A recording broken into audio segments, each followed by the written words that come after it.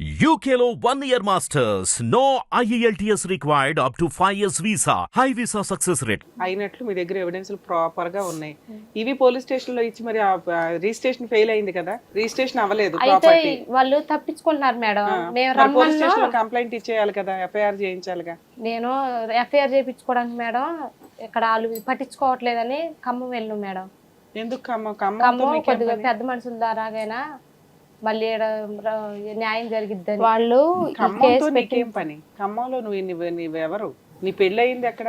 West Godavari. West Godavari. మీ మా అమ్మదే ఇక్కడ సత్తిపల్లి దగ్గర బియ్యం బంజరు మేడం. తెలంగాణ పేరెంట్స్ ఊరు ఖమ్మం దగ్గర. ఖమ్మం దగ్గర మేడం. ఓకే అమ్మా. వేరే స్టేట్ అవుతుంది కదా ఇది. అయితే ఈ స్టేషన్ లో పెడితే మేడం ఇక రెస్పాన్స్ ఏం లేదు, రిప్లై బియ్యం బంజర్ దగ్గర.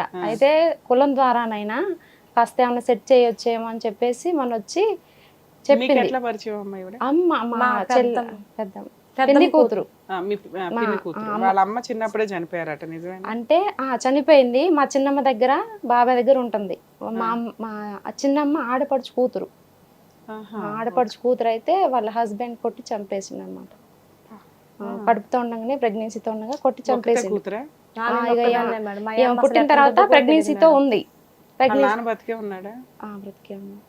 ఏం పట్టించుకోడు అసలు, వేరే లేదు ఇక ఎలాంటి రిలేషన్ లేదు ఇప్పుడు. అందుకే మేడం అసలు చాలా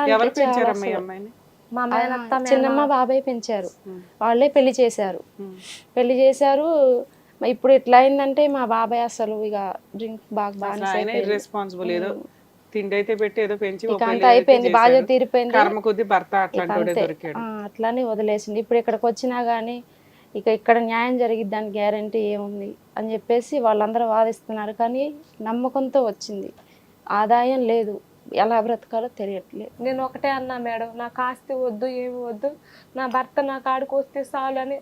అమ్మ ఇక్కడికి వస్తే ఏ న్యాయం జరిగిద్దని కాదు, పెద్ద మనుషుల దగ్గర ఏం జరిగింది, పోలీస్ స్టేషన్ లో ఏం జరిగింది, ఇక్కడ ఏం జరిగింది. ఒకటి ధైర్యం, నమ్మకం, ధైర్యం మేడం.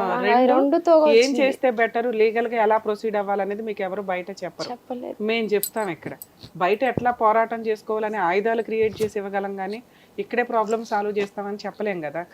సొల్యూషన్ ఉండాలి కదా. ఇది ఇప్పుడు నీకు అర్థమైందా? ఈ స్టేజ్ అది కుదిరితే మేము మాట్లాడడం, సెటిల్ చేయడం ఏదైనా జరిగింది. తను మమ్మల్ని నమ్ముకొని ఎందుకు వచ్చింది, ఇక్కడ దాకా మీరు ఎందుకు వచ్చారు, అట్లీస్ట్ ఒక దారి చూపిస్తాము, ధైర్యం, నమ్మకం రెండు మీరు ఇస్తారన్న నమ్మకంతో. సో ఇప్పుడు ఆ అమ్మాయికి ఏప్రిల్లో తెలిసింది, పోలీస్ స్టేషన్ లో కంప్లైంట్ ఇచ్చింది. అక్కడ పెద్ద మనుషులంతా ఒక సెటిల్మెంట్ చేశారు, ఆ ప్రాపర్టీ రిజిస్ట్రేషన్ అనో ఏదో. వాడు ఆల్రెడీ మీకు బ్యాక్గ్రౌండ్ ఏమీ లేదు కాబట్టి మీకు ఇంత వీక్ గా ఉంది పాయింట్. ఈ మాత్రం ఎవిడెన్స్లు దొరకడం చాలా అవసరం తల్లి. అసలు అట్లాంటి ఎవిడెన్స్లు ఎవరికి దొరకవు. ఒక మ్యారేజ్ అయిపోయి వాళ్ళే సోషల్ మీడియాలో పెట్టుకునే అంత తెగిచ్చేశారు అంటే, ఒకటి నీ వెనకాల ఎవరు లేరు, ఈ అమ్మాయి ఎక్కువ కాలం ఫైట్ చేయదు, ఏదో ఒకటి ఇచ్చి వదిలించుకోవచ్చు. ఈ మూడు విషయాల వల్ల వాళ్ళు తెగించి లా అండ్ ఆర్డర్ అంటే భయం లేకుండా తిరుగుతున్న బ్యాచ్ కింద లెక్క. యాక్చువల్గా నువ్వు ఇప్పుడు వేసే కేసు చాలా స్ట్రాంగ్ కేసు, అదేంటనేది మాట్లాడదాం తర్వాత. సో ఇప్పుడు ఏప్రిల్లో అలా అయింది అన్నావు, నెక్స్ట్ ఏంటి? వాళ్ళు రాలేదు, మళ్ళీ పోలీస్ స్టేషన్ కి ఎందుకు వెళ్ళలేదు నువ్వు? వెళ్ళా మేడం, 1 వీక్ వరకు వెళ్ళారు మేడం. రెస్పాండ్ అస్సలు లేదు, ఫోన్ లిఫ్ట్ చేయట్లేదు, చేసినా మేము రామంటున్నారు అస్సలు.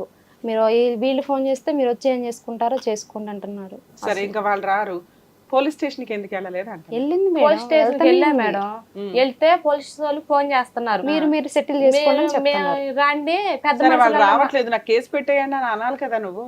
కేసు కట్టేయడానికి మేడం డబ్బులు లేక, కోర్టుకి వేయాలంటే కొంచెం డబ్బులు లేక. ఎవరు చెప్పారు పోలీస్ స్టేషన్ కేసుకి డబ్బులు ఎందుకమ్మా? ఓకే, తెలియదు నీకైతే. ఓకే, తర్వాత డబ్బులు ఖర్చు అవుతాయి అని నేను మళ్ళీ వస్తానండి అని వచ్చేసాను. అవును మేడం. మరి ఖమ్మం వెళ్ళాను. ఖమ్మం అంటే కొద్దిగా పెద్ద మనుషుల ద్వారా పిలిపించైనా సరే న్యాయం జరిగిద్దామని ఖమ్మం వచ్చా మేడం. వాళ్ళు అన్నారు, ఏమోనమ్మా ఆ అబ్బాయి వచ్చేది రాంది తక్కువ గానీ నీకు నీ పిల్లకి ఏదన్నా ఆధారు చూపిమంటే చూపిస్తా అన్నారు మేడం. నేనన్నా నాకైతే వాళ్ళు ఆస్తులు అంతస్తులు ఏమొద్దు, నాకు మా భర్తే కావాలని నేను వచ్చేసాను మేడం. ఏది ఆ పనికి మాలినోడా? అక్కడ ఒక అమ్మాయిని పెళ్లి చేసుకుని వెచ్చలవిడిగా తిరుగుతూ, నీ శాలరీ తీసుకుంటూ, నీ డబ్బు తీసుకుంటూ, నీ కష్టార్జితం తీసుకుంటూ, నువ్వు చచ్చిపోయినా పర్వాలేదు అనే వ్యక్తి నీకు కావాలి. ఓకే, కావాలి. దాంతో ఉంది మేడం, అందుకనే మేడం ఇప్పటి నుంచే మగతోడు లేకుండా ఉండాలంటే నా పిల్లకి తండ్రి కావాలి మేడం. ఆ అబ్బాయి చేసుకున్న సులువుగా నేను చేసుకోలేను మేడం. ఇప్పుడు నుంచే కష్టపడి బతకాలంటే నేను ఎట్ట బతికేది మేడం పెళ్లి వేసుకొని.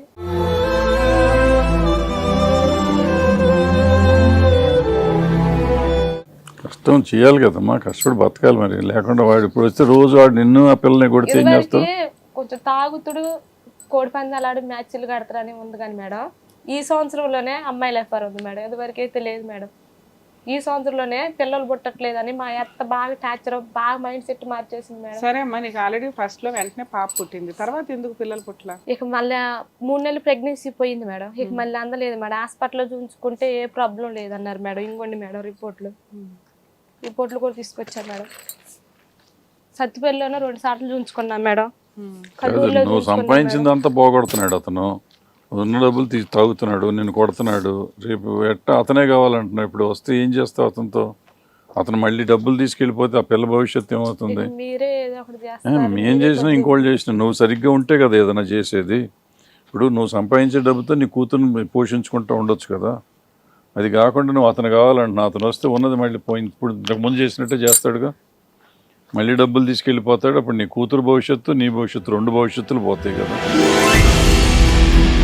వేరే పెళ్లి కూడా చేసుకున్నాడు అతను.